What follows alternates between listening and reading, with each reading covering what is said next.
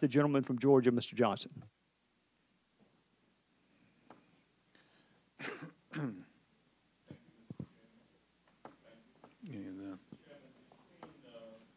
Microphone. This one's working. Okay, Mr. Chairman, between Republican-led committees, there have been numerous hearings on the topic of Hillary Clinton's emails. Hillary Clinton has been the gift that Republicans can't get enough of.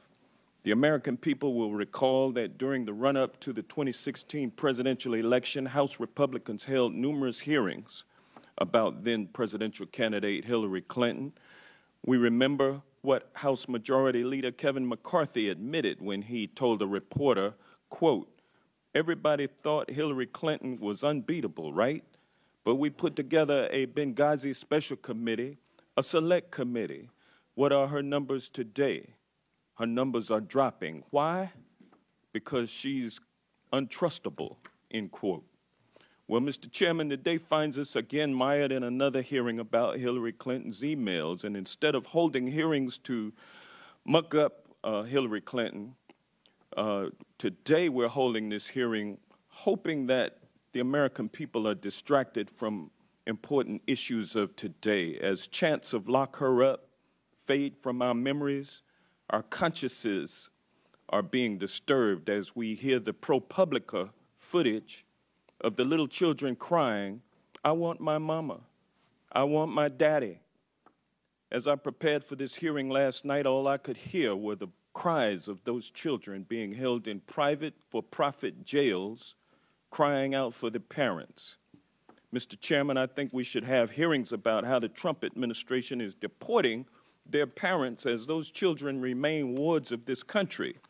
And we also can be looking into issues like what was reported last week, the New York Attorney General's investigation and criminal referral to the Department of Justice. The same day that the OIG report came out, New York Attorney General, his office, or her office, sued Donald Trump, his children, and the Trump administration with alarming allegations about flagrant violations of the law and potentially criminal acts. The New York Attorney General found, and I quote, "In sum, the investigation revealed that the foundation was little more than a checkbook for payments to nonprofits from Mr. Trump or the Trump Organization.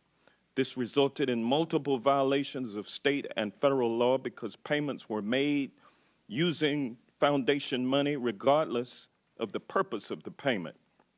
Mr. Trump used charitable assets to pay off the legal obligations of entities he controlled, to promote Trump hotels, to purchase personal items, and to support his presidential election campaign.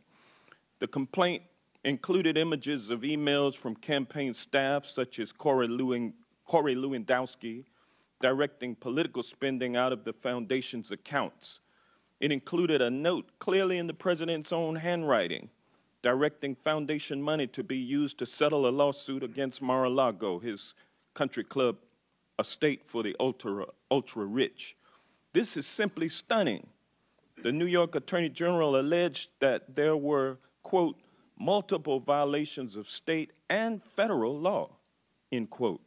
The New York Attorney General sent an official criminal referral letter to the IRS and also to the Federal Election Commission to investigate tax and election law violations. The letter to the FEC copied an official from the Public Integrity Section of the Criminal Division of the Department of Justice. Now more than ever, we need strong and independent oversight to ensure that federal law enforcement and prosecutors can do their job free of political pressure. Based on the President's past statements and actions, I have serious concerns that he or his political allies will attempt to make this new potential criminal case go away. And so I think we will once again need to rely on your office, Mr. Horowitz, for that oversight.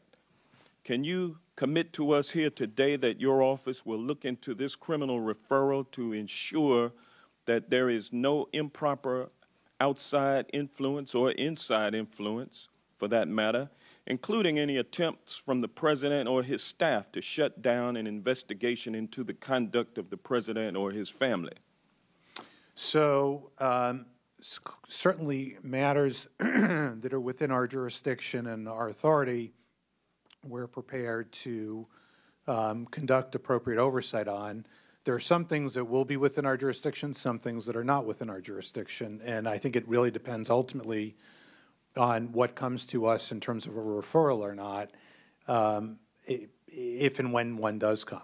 So that's what I can tell you in a hypothetical, but that is why we're here as Inspector General Office, and if it's within our jurisdiction, we will obviously take any referrals and look at it carefully. I thank you for your exhaustive investigation in this report.